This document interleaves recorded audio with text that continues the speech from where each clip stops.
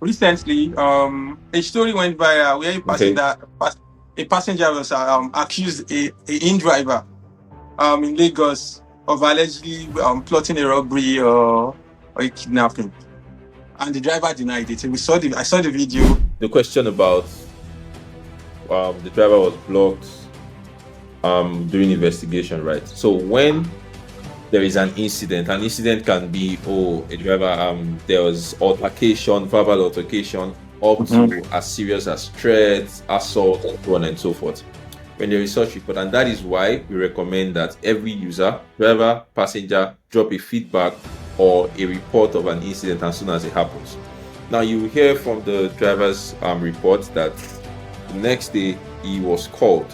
Yes, Yeah, yeah, he right? said that. So whenever there is a report by one party, which usually is the victim, what we do to ensure that there is safety, we reach out, and during the process of investigating, we initiate a block. You'll be like, oh, it's unfair. Why are you blocking before even investigating? The reason is simple. But What if most of them, they are really causing a lot of catastrophe to the business. now this is I have a saying, safety is a collective responsibility, and one of the things that ride hailing promises is safety, because from the point we on our side we say safety is a proactive thing for us. That is Okay. why, and how safety is a collective responsibility. Everybody actually has the responsibility of ensuring when they encounter such situation, they decline. If a passenger or a driver recommends that you go offline, clearly for safety reasons, I'd prefer to keep this trip online.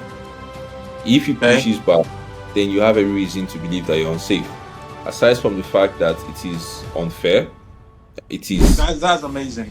So there is this thing people um there was this time it was going viral on the internet.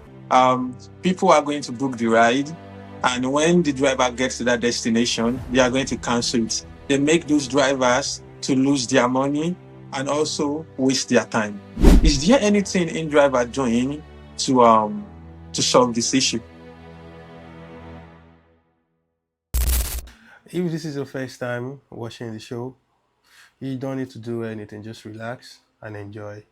But if you're back again on this show, it means you have this passion solving problems. So hit the subscribe button and let's solve bigger problems together. Thank you. Please just introduce yourself. Who are you, Mr. Oladimeji? Okay, my name is Dimeji Timothy. The country director for InDrive Nigeria. Um, Presently, we are top three ride-hailing platform in Nigeria, and we're not number three. Neither are we number two, I would say. Um, we have a super mission to challenge injustice. And one of the ways we are challenging injustice is ensuring that we provide mobility, fair mobility to people across the globe. Presently, we're present in over 40 countries, in over 800 cities across the world. And by our model of allowing people have a freedom to choose how they ride. I mean, mobility is the simplest form of is the first characteristics that science taught us that man has. So why should it be difficult, right? And I've been Mhm. enjoying this, and I'd say I find fulfillment doing this, being able to contribute significantly to my immediate environment through this bigger goal, something that is bigger than me. So yeah. Yeah, that's amazing. That's amazing. So let's start with the big picture, Mr. Oladimeji. What step is InDrive currently taking to improve the overall experience for both rider and drivers in Nigeria? Interesting. I'll start with the most recent one that I was just discussing with colleagues. Partnerships, first off.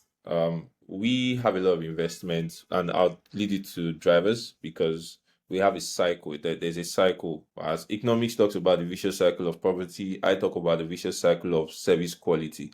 Um, Okay. so, um, we have a lot of investment in driver welfare, in marketing and the likes to ensure that we deliver value to our users. And Okay. over the years, nobody in the market has invested as much as we have in marketing and driver welfare. And we figured that because of this much value that we've created, we can even improve it by opening ourselves up to partnership that delivers values to Mhm. our drivers. Because a satisfied driver delivers good service quality to the passenger, who in turn Yeah, that's has true. service quality and then is happy, and the cycle goes on that way.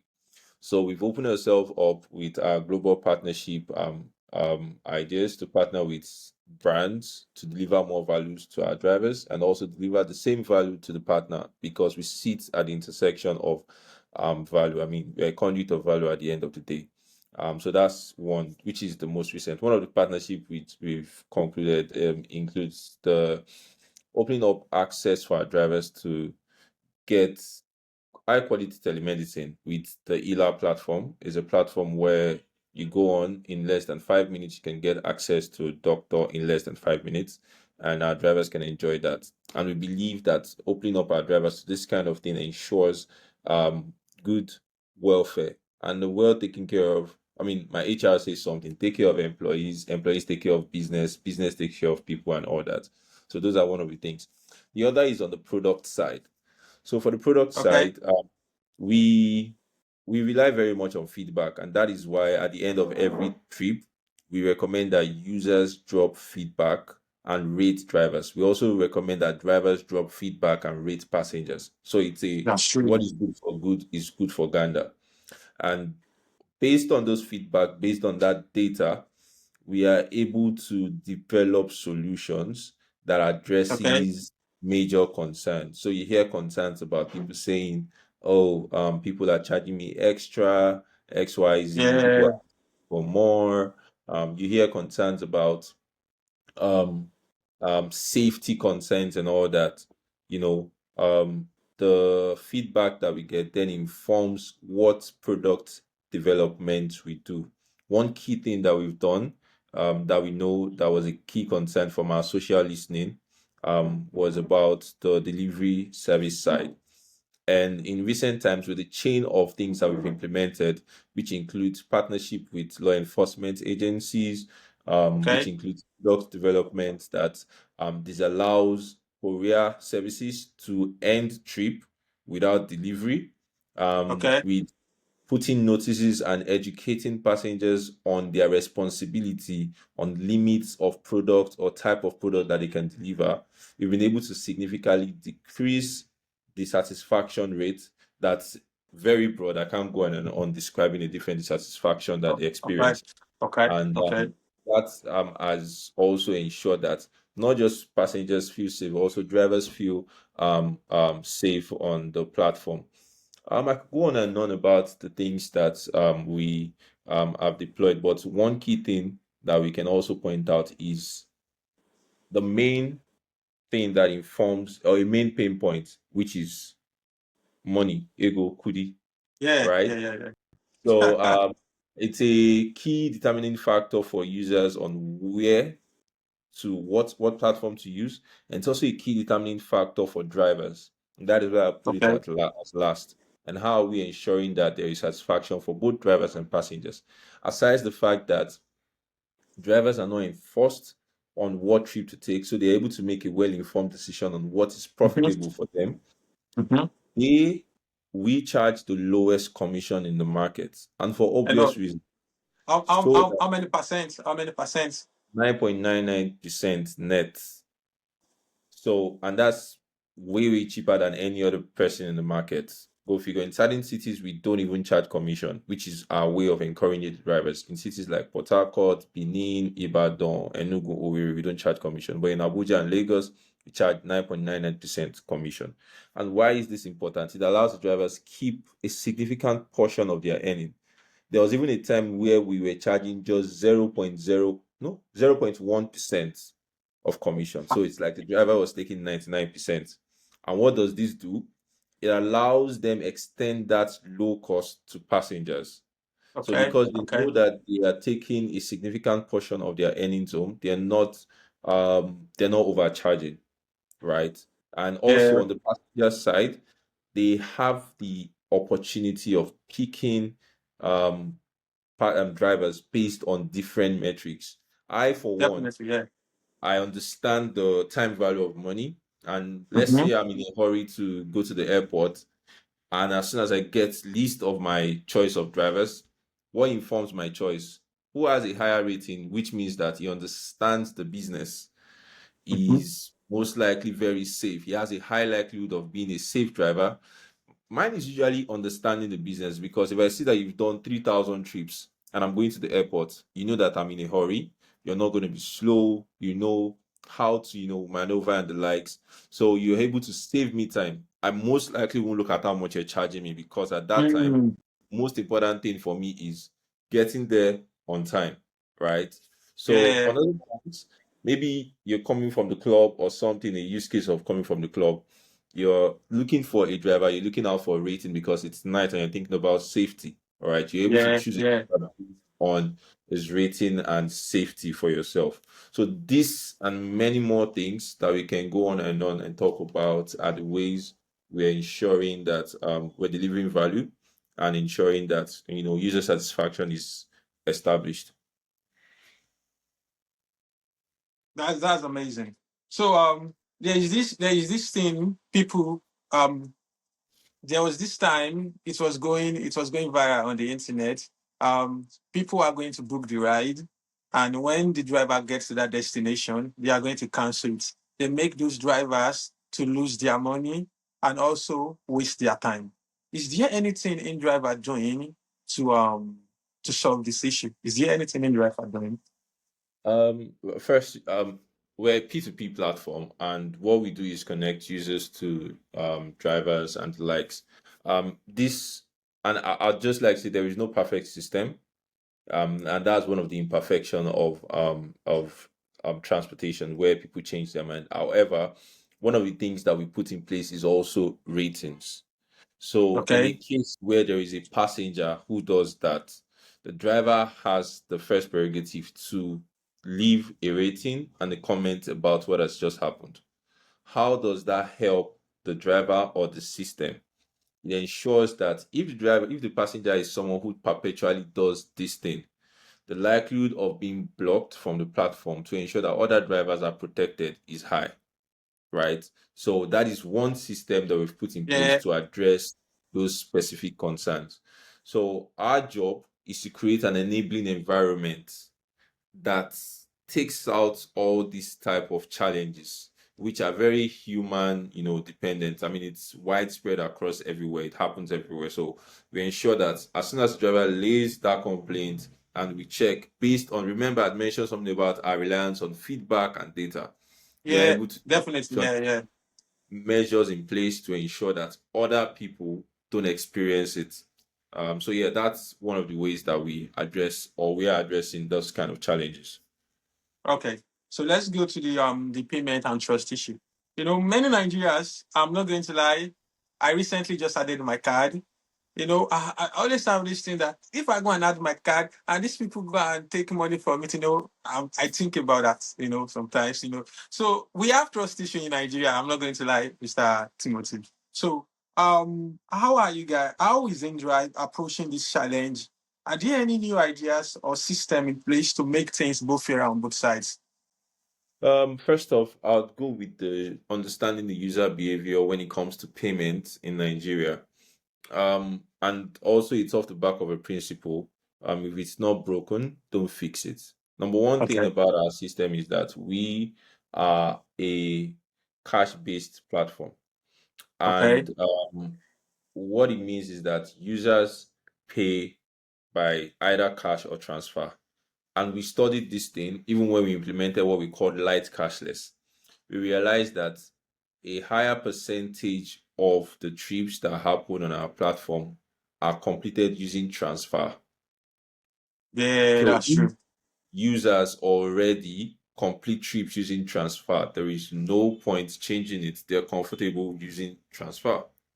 It's aside even on our platform, generally in the payments world, for lifestyle based stuff, from transportation to food. You're going to a restaurant, you're you're buying clothes and the likes. The likelihood of choosing to pay through transfer is very high. Hmm. That's why enter 10 restaurants or 10 boutiques, you'd always find a um a place where they put the account number, blah blah blah. Definitely. Yeah, But yeah, yeah, yeah. that's to show you that there's a behavior that exists with Nigerians already about using transfer to pay. So if out of 10 persons, 8 uses transfer to pay, it means that the problem is really solved through transfers. And that's why we're maintaining that kind of system on our platform as well. But what we've done to take it a step further is to introduce the light cashless. So light cashless increases the user experience. And what does Okay, it do? The driver uploads his preferred account number, and as soon as okay. I come as a passenger, I see his account number. I don't want to interact. I just want minimal interaction. I just click on his account number, copy, take it to my bank app to make the transfer, and the business is done. So That's good. those are the behaviors, the stats, the data that we use to recommend the type of solution that we deploy. That's amazing. I love how you answer that. Okay. And there's okay, let's move to the next one. There's also been a talk about this off app deal. I was going to somewhere one time like this. I booked a ride. So when the driver came, he said, Oga, can we do offline? I said, why now? Why do you want to go offline? He said, say that they collect so much money from her and they are charging and it's a lie, I know. I don't need to mention, but I know it's a lie. But I feel like he's been greedy. And how is InDrive approaching this? Because most driver, I tell people one day like this after my episode with someone that has been in the business for like 6 years, I said something to him that why are those drivers greedy? This app is the platform that brings those riders to you. Without those apps, it's impossible for you to get those riders. So when they charge certain percentage, it means they want it. It means there's also giving you another chance for you to earn more. So why are these people being greedy? So my question now is, how is InDrive trying to approach this? Is there any method for the company to cut all of those greedy drivers away from the company, because most of them they are really causing a lot of catastrophe to the business. Now this is I have a saying: safety is a collective responsibility, and one of the things that ride hailing promises is safety, because from the point we on our side we say safety is a proactive thing for us.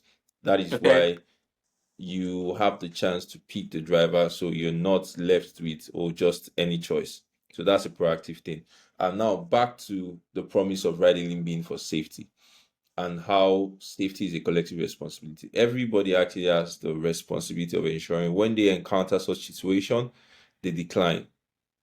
If a passenger or a driver recommends that you go offline, clearly for safety reasons, I'd prefer to keep this trip online. If he Okay. pushes back, then you have every reason to believe that you're unsafe. Aside from the fact that it is unfair, it is unsafe as well. So that's number one. Okay. It's a human behavior that is that yeah, tech can solve, but humans are dynamic. Now, for us, we actually changed the status quo in the market. Ever since InDrive came into the market, the Okay. number of offline trips actually reduced significantly. And how did we do this? We have a system of pay as you go for drivers. So that's why you realize that on InDrive, the likelihood of a driver wanting to take a trip offline is lesser. As soon as a driver gets to a destination, he's charged his commission, which means that like he picks an order, he gets to the destination to the pickup point, he's charged his commission, which means that he has paid to complete the trip. If he chooses Okay. Okay. he Okay. wants to go offline, well, he's made a loss, right? And the Yeah. what that does is like, what's the point of going offline? Because I already paid for this For the connection. commission. Yeah, the commission Yeah. is paid upfront. So it Yeah. reduces the likelihood of driver saying, "Oh, I want to cancel or I want to go offline." Very, very it reduces it significantly. Now, drivers on the other side have questions about, or what if it's the passenger that cancels? Because Okay. of our superior tech system, able to tell if this happened or not. And It drivers happens can here. testify. Every time it's a case where cancels, I didn't get you. Yeah, I said it happens. It happens here. Yeah, it happens, right? Every time this kind of thing happens, what happens is that we do a refund to the driver after investigation has been done. So our system, leveraging our superior tech, we're able to investigate did this trip happen or not, and then do the right reimbursement if it did not happen rightly. Maybe because the passenger canceled because of change of mind or something. So Okay. our system has actually tightened up the offline trip situation. But at the overarching point is the fact that it's a collective responsibility. Mm-hmm. Everyone has the role to ensure that trips happen online. It shouldn't be offline. If you booked online, then you should have the trip online so that you're protected. I love that. So this is the last part of the question. Recently, a story went viral where Okay. a passenger was accused a in driver in Lagos of allegedly plotting a robbery or a kidnapping, and the driver denied it. I saw the video saying that his car broke down and the police invited the both parties. And something also came. People were contributing money. Yeah, people were contributing money for this person, this driver on the internet. They are saying that why will InDrive just make this man not to work with their company again without them doing a thorough investigation? What happened? I really want to know what happened. And what step have you guys taken in order to know maybe the drivers is saying the truth or yeah, I would love to know. Okay. It needs to give an opportunity for people to understand our procedures and how safety is non-negotiable for us. Why certain Okay. actions are taken as soon as certain things are done. We'll start with the question about the driver was blocked during investigation, right? So when there is an incident can be a driver there was altercation, verbal altercation, up Mhm. to as serious as threats, assault, and so on and so forth. When there is such report, and that is why we recommend that every user, driver, passenger, drop a feedback or a report of an incident as soon as it happens. Now you hear from the driver's report that the next day he was called. Yes, Yeah, yeah, you right? said that. So whenever there is a report by one party, which usually is the victim, what we do to ensure that there is safety, we reach out and during the process of investigating, we initiate a block. You'll be like, oh, it's unfair. Why are you blocking before even investigating? The reason is simple. What if actually the person is a robber? That's If true. a block is not initiated immediately, it means that the likelihood of something else happening with another passenger is high. So Yeah. let's say you take a cab now, you encountered a drunk driver, let's say a drunk driver, maybe he was going through something and he's drunk for certain reasons, and you reported him, and immediately we don't take an action, or we don't take an action of blocking or something, and he goes on to pick another passenger and it gets into an accident. I don't know if you get the picture. I get the point. I get the point. So Yeah. that is why, and because the general platform safety is very important. So during investigation, where the facts are still being verified, the aggressor, who is the person being reported, is blocked and reached out to. So as soon as the statement is received and verified beyond every doubt, and previous ratings and feedback by users are checked to also validate and see trend, then a right action is then taken.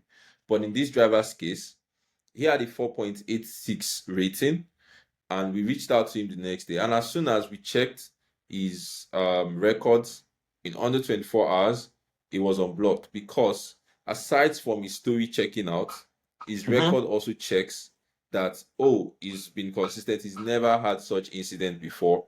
So it was unblocked.